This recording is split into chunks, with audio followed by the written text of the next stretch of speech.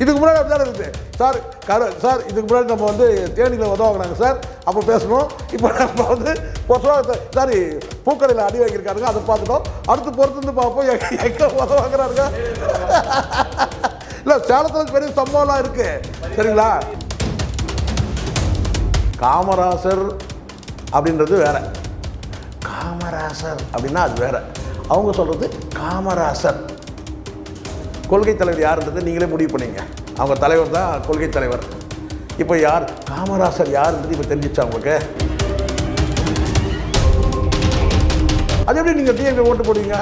வந்து தளபதி எவ்வளோ வந்து நல்லவர் தெரியுமா, வல்லவர் தெரியுமா, அப்படி தெரியுமா, இப்படி தெரியுமா கேட்டால் உடனே என்ன கேட்குறீங்கன்னா வாய்மொழியை அடிச்சு அனுப்புவாங்க.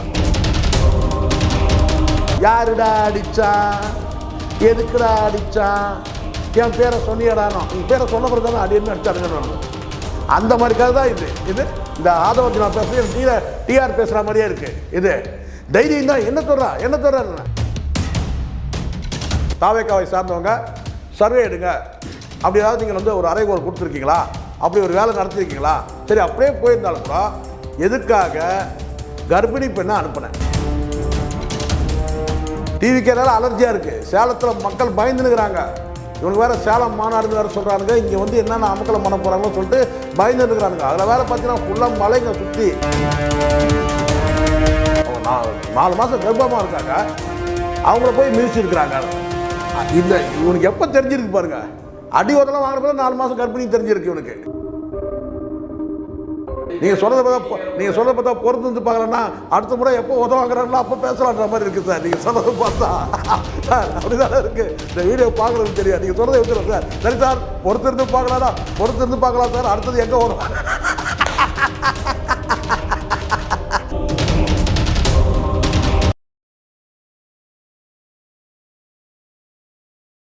சார் வணக்கம் சார். வணக்கம் சார். தாவேக்காவை சேர்ந்த காந்தி வழி, அண்ணா வழி, நேரு வழி வந்த தொண்டர்கள் வந்து காமராஜர் வழி கூட சொல்லலாம். அந்த தொண்டர்கள் வந்து அன்பா போயிட்டு ஓட்டு கேட்டிருக்காங்க சார். நீங்கள் அந்த வீடியோ பார்த்தீங்களா இல்லைன்னு? நீங்கள் முதல்ல ஒரு விஷயம் உங்களுக்கு புரியல. நீங்கள் முதல்ல இதை முடிச்சுட்டு நீங்கள் போங்க. காமராஜர்னு சொன்னாங்கல்ல, நீங்கள் யாரை நினச்சிங்க? கர்ம வீரர் காமராஜர் நினச்சிங்களா? வேற எந்த காமராஜர்? காமராஜர். நீங்கள் சொல்ற ப்ரொனன்சியேஷன் இப்படி சொல்லி பாருங்க. எப்படி காமராஜர் வித்தியாசம் இருக்கா? என்ன வித்தியாசம் சொல்லுங்க. ஒரு படத்தில் இவர் பாக்கியராஜ் வந்து மாடு கத்துறதுக்கு கூட வித்தியாசத்தை காட்டுவார்.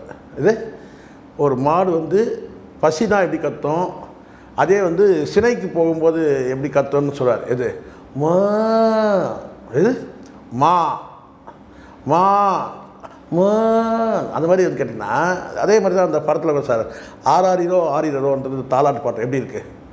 அந்த பாட்டு இருக்குங்க, ஆராரோ ஆரிரோன்னு அந்த ராகம் வரும்போதே வந்து பார்த்தீங்கன்னா அந்த விரகதாபத்தோடு அந்த பெண் வந்து தாய், அது பெரிய கேஸ்லாச்சு, பிரச்சனைலாச்சு, தெரியும் இல்லைங்களா? தாய் தாலாட்டை போய் இவர் வந்து காம இச்சை பாட்டாக்கிட்டாருன்னு சொல்லிட்டு, அது மாதிரி காமராசர் அப்படின்றது வேற, காமராசர் அப்படின்னா அது வேற. அவங்க சொல்கிறது காமராசர். கொள்கை தலைவர் யாருன்றதை நீங்களே முடிவு பண்ணீங்க. அவங்க தலைவர் தான் கொள்கை தலைவர். இப்போ யார் காமராசர் யாருன்றது இப்போ தெரிஞ்சிச்சா உங்களுக்கு? புரிஞ்சுருக்குன்னு நினைக்கிறேன். ஒன்றும் புரியல உங்களுக்கு. விஜய் தாங்க காமராசர். சொல்லுங்கள். இல்லை சார், இப்போ தெரியல உங்களுக்கு. அந்த மாதிரி வந்து அகிம்சை வழியிலேயே வந்து போராடின இந்த மக்களை வந்து, அதாவது இந்த தொண்டர்கள் அன்பா போய் ஓட்டு கேட்டிருக்காங்க சார். சில பெண்மணிகள் வந்து அன்பா ஓட்டு கேட்டதுனாலே மருத்துவமனை அனுமதிப்பட்டிருக்காங்க பாருங்க. நல்லா புரிஞ்சுங்க சார். சின்ன சிக்கல் இருக்குது. இந்த சிக்கலை வந்து நான் ரீசன்ட் வாய்ஸில் தான் நான் உடைக்க முடியும். நல்லா புரிஞ்சுங்க. 2 இது இருக்குது சார். ஒரு விஷயம் வந்து நான் கேட்டேன்னா, நீங்கள் ஸ்ட்ராட்டஜி ரெடி பண்ணக்கூடிய நபர்கள் வந்து பிரச்சாரத்தில் ஈடுபடக்கூடாது. ஸ்ட்ராட்டஜி, அதாவது நீங்கள் சர்வே எடுக்க போகிறீங்கன்னு சொன்னால் நீங்கள் வந்து ஒரு அரசியல் கட்சி சார்ந்தவராக இருக்கக்கூடாது. நீங்கள் தாவேக்காவை சார்ந்தவராக கூட நீங்கள் இருங்க. ஆனால் அங்கே நீங்கள் ஒரு பிரச்சாரம் பண்ணக்கூடிய நபராக மாறக்கூடாது. நீங்கள் போய் இப்போ கேட்குறீங்க, பைட் கேட்குறீங்க, ஒரு பத்திரிகையாளர் மாதிரி போகிறீங்க, கிட்டத்தட்ட பத்திரிகையாளர் தான். நீங்கள் போய் பைட் கேட்குறீங்கன்னா நீங்கள் யாருக்குங்க வாக்களிக்க போகிறீங்கன்னு சொல்லி கேட்டிங்கன்னா அவங்க சொல்லுவாங்க, நான் டிவிகேக்கு வாக்களிக்க போகிறேன், நான் டிஎம்கேக்கு வாக்களிக்க போகிறேன், நான் வந்து ஏடிஎம்கேக்கு வாக்களிக்க போகிறேன் அப்படின்னு சொல்லுவாங்க. ஆனால் நீங்கள் டிஎம்கேக்கு வாக்களிக்க போகிறேன்னு சொல்லும் போது நீங்கள் என்ன செய்வீங்கன்னு கேட்டால், அந்த இடத்துல நீங்கள் டிவிகே மெம்பர் ஆகிடுவீங்க, டிவிகே தொண்டராகிடுவீங்க. விஜய் ரசிகராகிடும். போய்ட்டு அது எப்படி நீங்கள் டிஎம்கே ஓட்டு போடுவீங்க? வந்து தளபதி எவ்வளோ வந்து நல்லவர் தெரியுமா, வல்லவர் தெரியுமா, அப்படி தெரியுமா, இப்படி தெரியுமான்னு கேட்டால் உடனே என்ன செய்ய கேட்டிங்கன்னா வாய்மொழியை அடிச்சு அனுப்புவாங்க. இப்போது அங்கே போனவங்களாம் யார் தெரியுங்களா? Voice of common. எல்லாரும் வாயில் தான் அடி வாங்கியிருக்கானுங்க. எது? எல்லாரும் வாயில் இருக்காங்க. காமனாக அடி வாங்கியிருக்கானுங்க. இன்னும் சொல்ல போனால் காமன் மேன் கிட்ட அடி வாங்கியிருக்கிறாங்க, பொதுமக்கள் கிட்ட அடி வாங்கியிருக்கிறாங்க. இப்போ புரிஞ்சிச்சுங்களா வாய்ஸ் ஆஃப் காமன்னா என்னன்னு? வாய்ஸ் ஆஃப் காமன்னா பொதுமக்களால் வாயில் அடி வாங்குபவன் வாய்ஸ் ஆஃப் காமன். அப்படிதான் ஆயிடுச்சு இப்போ. இல்லை சார், அப்படி பார்த்தீங்கன்னா வந்து 4 பெண்மணிகள் வந்து மருத்துவமனை அனுமதிப்பட்டிருக்கானுங்க. 8 உதச்சிருக்காங்களா, ஓட்டு போடலாம் ஒன்று இது பண்ணிவிடுவேன் சார். அதுதான் சார். இப்போது இவங்க போனவங்க அத்தனை பேருமே என்ன சொல்கிறாங்கன்னா எங்களை அடிச்சிட்டாங்க, இந்த சர்வே எடுக்க போனவன் எங்களை அடிச்சிட்டாங்க. சொல்கிறது யாரு கேட்டால் ஆதவர்ஜுனா எங்களோட. அதில் வேறு இன்னும் வழக்கமாக நான் வீரவசனத்தை வர சொல்கிறான். என்ன தெரியுமா? என் தைரியம் தான் என்னை தொட்டு பாருங்கள், தைரியம் தான் என்னை தொட்டு பாருங்கள். அது என்றைக்கா தொட்டு தான் பார்க்க போகிறாங்கன்னு வச்சுங்களேன். அது நடக்க தான் போகுது ஒரு நாளைக்கு. அது வேறு விஷயம். நான் சொல்கிறது என்னென்னா, நீங்கள் சொல்கிறீங்க அங்கே வந்து எங்களை அடிச்சிட்டாங்க, வந்து 4 மாதம் கர்ப்பிணி பெண்ணை எப்படி 4 மாதம் கர்ப்பிணி பெண்ணை வந்து எட்டி வச்சுட்டாங்க, அது பண்ணுறான்னு சொல்கிறேன். ஆனால் அப்புறம் டாக்டர்கிட்ட போனால் எதுவும் ஆகலை அப்படின்றத நீயே சொல்கிற. நல்ல வேலை எதுவும் ஆகலைன்னுலாம் சொல்கிறேன். நான் கேட்குறது அது இல்லை. நீ எதுக்குடா அனுப்புன? நீ 4 மாதம் கர்ப்பிணி பொண்ணு தெரிஞ்சு எதுக்கு நீ சர்வே எடுக்க அனுப்புன? அடிதடி நடந்த பிறகு தான் உனக்கு தெரிஞ்சா அவங்க வந்து அப்புறம் இதுவாக ப்ரெக்னெண்ட்டாக இருக்கிறாங்கன்றது. நீ எதுக்கு அனுப்புகிற? ஏற்கனவே நீ கரூரில் நடந்த சம்பவம் தெரியல சார். 41 பேருக்கு 2 சிசு இறந்துச்சு, 43 பேர். வழக்கமாக எல்லாமே கர்ப்பிணி பெண்கள்லாம் வராதிங்கன்னு சொல்லிட்டு நீங்களே சொல்கிறீங்க. அப்புறம் இந்த வாய்ஸ் ஆஃப் காமன் வந்து இங்கேருந்து அனுப்ப மாட்டோம், இந்த சர்வேக்கு அனுப்புற மட்டும் நீ ஏன் வந்து கர்ப்பிணி பெண் அனுப்பிச்ச? கேள்வி வருமா வராதா? நீ எதுக்காக கர்ப்பிணி பெண்ணை அனுப்பிச்ச? அப்புறம் இங்கே அடிதடி நடந்த பிறகு என்ன சொல்கிற? என்னங்க இது? இதில் கூட ஒரு அனுதாபத்தை திரட்டுறானுங்க பார்த்தீங்களா? எது இப்படி சொன்னாக்கா ஐயோ கர்ப்பிணி பெண்ணெல்லாம் அடிச்சுட்டு வராங்க. இப்போ ஏதாவது ஒன்று கிடக்க ஒன்று ஏதாவது நடந்து ஒன்றுனா என்ன ஒரு அபாஷனே ஆயிடுதுன்னு வச்சுங்க, பேச்சு சொல்கிறேன். ஒரு வேளை அப்படி நடந்திருந்தால், அப்படி நடக்க வேண்டாம், நமக்கு அந்த எண்ணமும் கிடையாது, நல்லபடியாக இருக்கட்டும். அப்படி நடந்தால் என்ன சொல்கிறது தெரியுமா? திமுககாரன் தான் வந்து கர்ப்பத்தையே கலைச்சிட்டானுவானுங்க. இப்போ புரியுதுங்களா இவங்களுக்கு புத்தி என்னன்ட்டு? அதுதான் சார். எல்லாத்துக்கும் திமுக சதி. இது நீங்களே சர்வே பண்ண கர்ப்பிணி பொண்ணு அனுப்புவீங்க, அங்கே அபாஷன் ஆச்சுன்னா உடனே என்ன செய்யணுங்கன்னா இது திமுககார சதி. என்னடா டேய், என்னடா நியாயம் இது? அநியாயமாக இருக்கடா உங்களுக்கு. அறிவு இருந்தால் நீங்கள் முதல்ல அனுப்பிக்கலாம். முதல் கேள்வி என் கேள்வி என்ன தெரியுமா? சர்வே எடுக்கிறதுக்கு நீ அனுப்புகிற, அது முழுக்க பத்திரிகையாளர் தான் அனுப்பணும். பத்திரிகையாளர் தான் நீ பயிற்சி கொடுத்து தான் நீ அனுப்பணும். பத்திரிகையாளரே இல்லைன்னா கூட. ஆனால் அங்கே போய் நீ பிரச்சாரம் பண்ணக்கூடிய ஒரு தொண்டராகவோ ஒரு நிர்வாகியோ ஆகக்கூடாது. ஆனால் அங்கே போய் நீங்கள் என்ன நீங்கள் ஸ்ட்ராட்டஜி எடுக்க போகிறீங்க, அவ்வளோதான். அங்கே என்ன மக்கள் சொல்கிறாங்களோ அதை பதிவு பண்ணணும், அதான் வேலை. அங்கே போய் நீங்கள் பிரச்சாரம் பண்ணால் அடி வந்து தான் உங்கள் பின்ன வாய்ஸ் ஆஃப் காமன் போயிங்கன்னா வாய் மேலே மியூசிக்கிறானுங்க. இது ஒரு படத்தில் உங்களுக்கு தெரியுமா? உங்களுக்கு டி ராஜேந்திர உயிருள்ள வரை உஷான்னு நினைக்கிறேன். யாருடா அடித்தான், எதுக்குடா அடித்தான், என் பேரை சொன்னியடானோ, உங்கள் பேரை சொன்ன பிறகு தானே அடி என்ன அடித்தானுங்கன்னு. அந்த மாதிரி கதை தான் இது. இந்த ஆதவர்ஜுனா பேசுறது டிஆர் பேசுகிற மாதிரியே இருக்குது. இது தைரியம் தான். என்ன தொடறான்னு தொட தான் போகிறானுங்க. கூடி சீக்கிரம் உன்னை மட்டும் இல்லை, உன் தலைவனை சேர்த்து தொடுவாங்க. யாரை? விஜய் சேர்த்து. திமுர் இல்லாது என்னை தொட்டுப்பார், என்னை பிடிச்சிப்பார், என்னை அமுக்கிப்பார். என்னங்கடா இது? ரவுடி பசங்களாம் நீங்கள் கட்சியாக நடத்துறீங்க நீங்கள். இல்லை சார், நம்ம ஏற்கனவே நீங்கள் ஒரு இன்டர்வியூவில் சொல்லியிருக்கீங்க சார், இவங்க எலெக்ஷன் டைமில் வந்து மிரட்டி அடித்தடிலாம் பண்ணி ஓட்டு கேட்பாங்க சார். கண்டிப்பாக சார். நீங்கள் நடந்துருச்சு பார்த்தீங்களா? நான் சொல்கிறேன் பாருங்கள், இன்னும் நாட்கள் நெருங்க இந்த அரசியல் கட்சியே தடை செய்யப்படும்.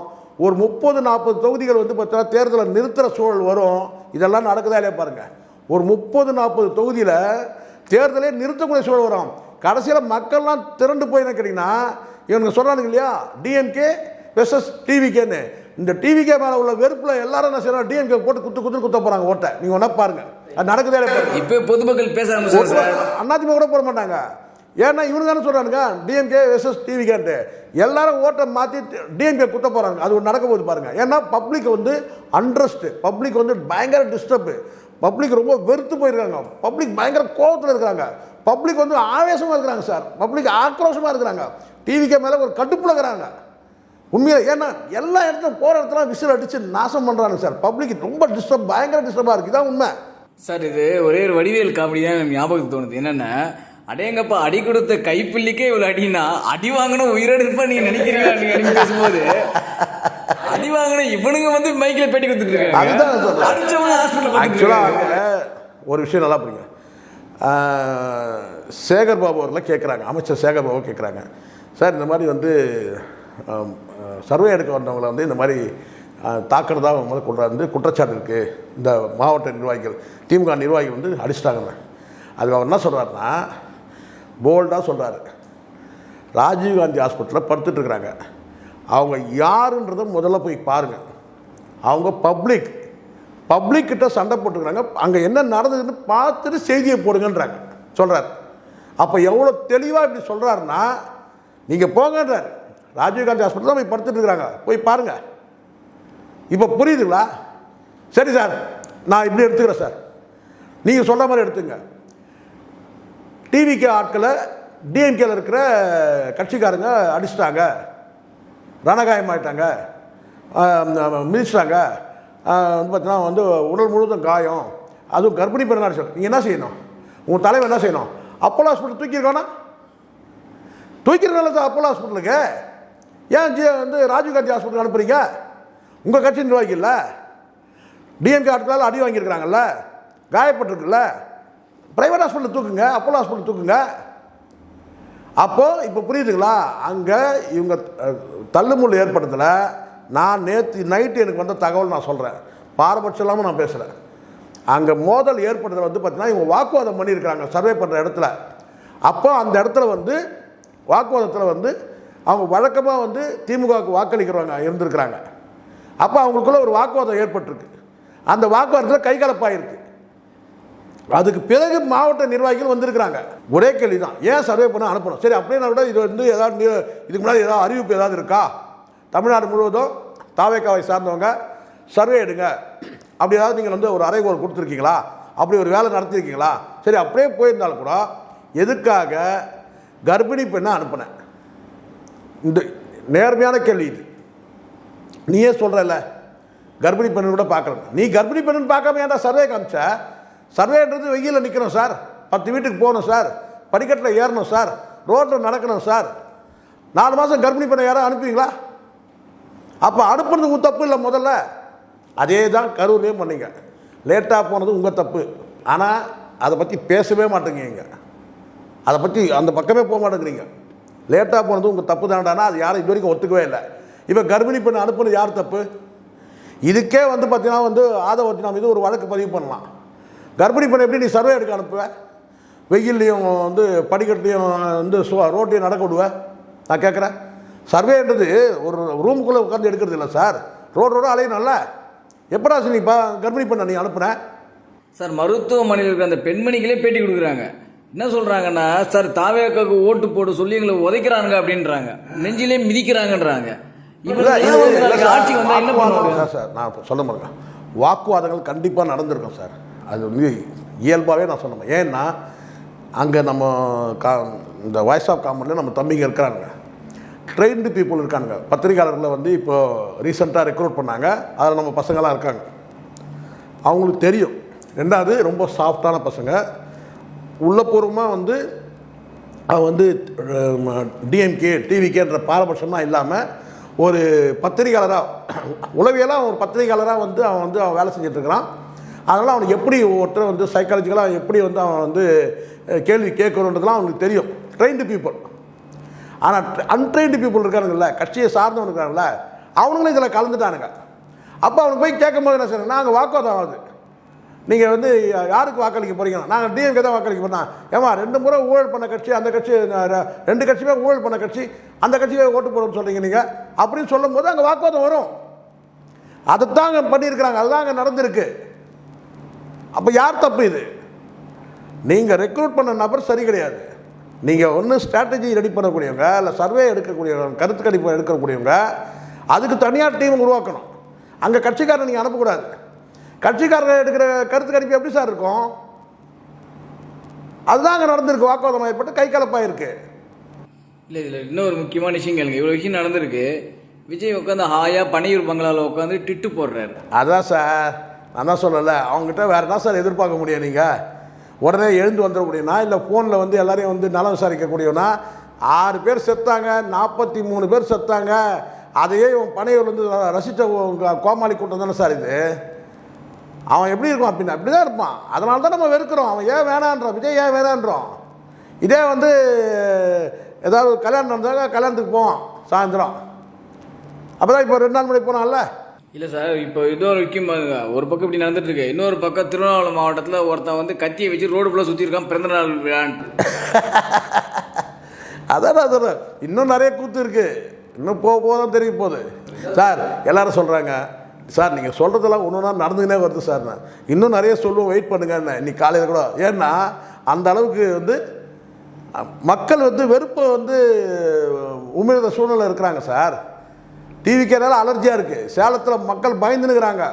இவனுக்கு வேறு சேலம் மாநாடுன்னு வேறு சொல்கிறானுங்க. இங்கே வந்து என்னென்ன அமக்கலை பண்ண போகிறாங்கன்னு சொல்லிட்டு பயந்துருக்கிறானுங்க. அதில் வேறு பார்த்தீங்கன்னா ஃபுல்லாக மலைங்க சுற்றி இவங்க போடக்கூடிய மீட்டிங் போடக்கூடிய இடத்துல ஃபுல்லாக மலைகள் சுற்றி மலைகள் இருக்குது. இவங்க எந்த மலையில் போய் எங்கன்னா கல்லுகள் இருந்து பாறைகளே உருட்டி விட்டாங்கன்னா நேரம் பப்ளிக்கிட்ட தான் வரும் பாறை. அப்படி தான் இருக்குது. பாருங்கள் என்னென்ன நடக்க போது பாருங்கள். மலையை சுற்றி மலை மேலாம் ஏறி உட்காந்துருக்கு போகிறானுங்க. நீங்கள் வேணால் பாருங்கள். ஏற்கனவே டிரான்ஸ்ஃபார்மர் மேலே ஏறுவானுங்க. இன்னும் மலையில் சுற்றி மலையில் வைக்க வந்து கூட்டத்தை போடுறானுங்க. எல்லாம் மலை ஏறி குரங்கு மாதிரி நிற்க போகிறானுங்க எல்லாரும். இல்லை சார், நிர்மல்குமார் வந்து பேட்டி கொடுத்தாரு. அந்த பெண்மணி கர்ப்பிணி பெண் ஐசியில் அட்மிட் செய்யப்பட்ட கர்ப்பிணி பெண்றாங்க. அடுத்த 5 நிமிஷம் அந்த மாதிரி வந்து வெளியில் பேட்டி கொடுக்குது. அதுதான் இவ்வளோ அதுதான் சொல்லிடுவாங்க முன்னாடி எச்சரிக்கை. என்னன்னா அவங்க 4 மாதம் கர்ப்பமாக இருக்காங்க, அவங்கள போய் மிதிச்சிருக்கிறாங்க. இந்த இவனுக்கு எப்போ தெரிஞ்சிருக்கு பாருங்க. அடி உதலாம் வாங்கினப்போ 4 மாதம் கர்ப்பிணி தெரிஞ்சிருக்கு இவனுக்கு. அடி வந்தால் முதல்ல ரெக்ரூட் பண்ணும்போது தெரிய வேணாம் சார். நான் கேட்குறேன். சரி அப்படியே கை கால பார்வையில் என்ன சார் மெடிக்கல் டெஸ்ட் எடுத்துட்டா சார் வந்து கை கால பண்ணுவான். நான் கேட்குறேன். ஒரு திடீர்னு கிளாஸ் ஆகுது சார், உங்களுக்கு ஹார்ட் பேஷண்ட்டா நீங்கள், உங்களுக்கு கண்ணுலாம் நல்லா தெரியுதா, காது நல்லா கேட்குதா, வந்து பார்த்தீங்க இதெல்லாம் நல்லா நடப்பீங்களா, கை கால் நல்லா வேலை செய்யுதா, இதெல்லாம் பார்த்துட்டு அடிக்கடி சண்டை போடுவான். இவனுக்கு தான் காம்படிஷனாக போகிறானுங்க. நடக்கிறது சண்டை போடும்போது நீ அடிச்சா நான் அடிச்சா 2 அப்படி தான் நடக்கும். இல்லை சார், பெண்களே வீட்டுக்குள்ளே வராதிங்க, நான் தனியாக இருக்குன்னு சொன்னதுக்கப்புறம் போய் அடிச்சிருக்கானுங்க சார். அதுதான் சார். இது வந்து இப்போ இது பாருங்கள், அந்த லெஃப்ட் பாண்டி பேசுனதையே இவனுக்கு கண்டிக்கலை. Left பாண்டியை right பாண்டியை ஆக்கிட்டானுங்க. யார்? நாம் தமிழர். எது லெஃப்ட் பாண்டியை ரைட் பாண்டியை ஆக்கிட்டானுங்க. எங்கே இருக்கிறானே தெரியல, தலைமுறைவாக இருக்கிறான். இந்த மாதிரி தற்கொலை கூட்டங்கள் நிறைய வந்து வச்சுருக்காங்க சார். எல்லாம் ரவுடி பசங்க, பொடி பசங்க எல்லாம் வந்து பார்த்தீங்கன்னா வந்து இவனே அப்படி தானே சார். சாரி, அரசியல் கட்சியில் இவனே மற்ற கட்சிகள் எப்படி பயன்படுத்துது? ஏதோ கையில் துருப்பிடிச்ச கட்சி கத்தி இருக்கிற மாதிரி மிரட்டுறானுங்க கூட்டணி பேரத்துக்கு. அதுக்கு தான் இவன் பயன்படுறான்.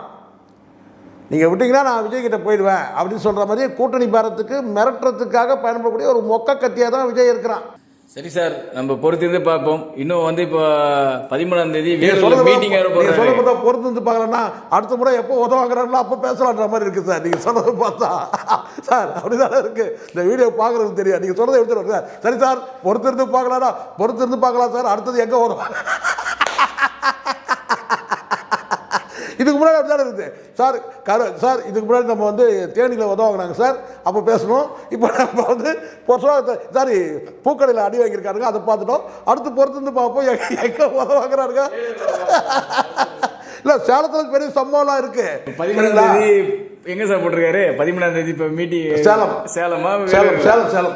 சேலம்ல நம்ம யாரும் அதான் நம்ம பொறுத்திருந்து பார்க்கலாம் sir. Thank you very much sir. நம்ம தொடர்ந்து பேசுவோம். நன்றி சார். இது போல பல வீடியோக்களை கண்டு மகிழ எங்களது ரீசன்ட் வாய்ஸ் சேனலை மறக்காம சப்ஸ்கிரைப் பண்ணுங்க.